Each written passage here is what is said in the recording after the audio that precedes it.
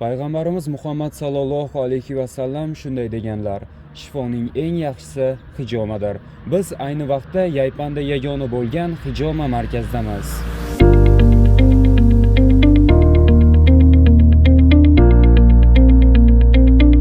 Sunnatga mos ushbu usul salomatlikni yaxshilash va organizmni tozalash uchun juda samarali yo'ldir. Markazimizda xizmatlar sifatli va gigiyena qoidalariga muvofiq amalga oshiriladi.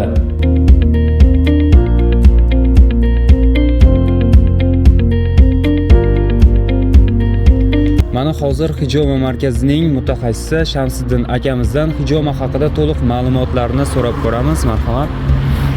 Hijoma bu sunnat amal bo'lib, payg'ambarimiz Muhammad Rasululloh sallallohu alayhi vasallam Isro va Mi'roj kechasi jannat do'zaxlarni ko'rib 5 mahal namozni farzligini olib tushib turganda farishtalar yo'lig'ishardi. Shunda har osmonning qavatida farishtalar tayyorlashgan.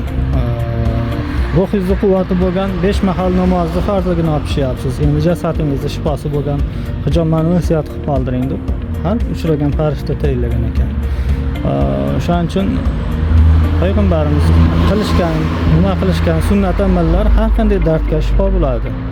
Juda ko'pchilik rahmat etib ketishyapti. Даже farzand ko'rmagan ayollar ham farzandli bo'lib ketgan, rahmat etib ketishdi. Bosh og'riq, bel og'riq, davlina, tanada qanday muammolar bo'lsa, tanani o'zi kurashib tabiiy yengadi. Beziyon, hech qanday nojo'ya ta'siri bo'lmaydi. Hammaga bo'laverib turgan yaxshi amal. Siz o'zingiz necha yildan beri shug'ullanib kelasiz ushbu hijoma bilan? Hijoma bilan shu 5 yildan beri. Mana hozir sizlar hijoma muolajasidan chiqdinglar. O'zingizlarni qanaqa his qilyapsizlar? Juda ham yaxshi, yengil bo'lib, og'riqlar yo'q, bemalol mana harakatlanib, o'ynab yurayotgan davrdamiz.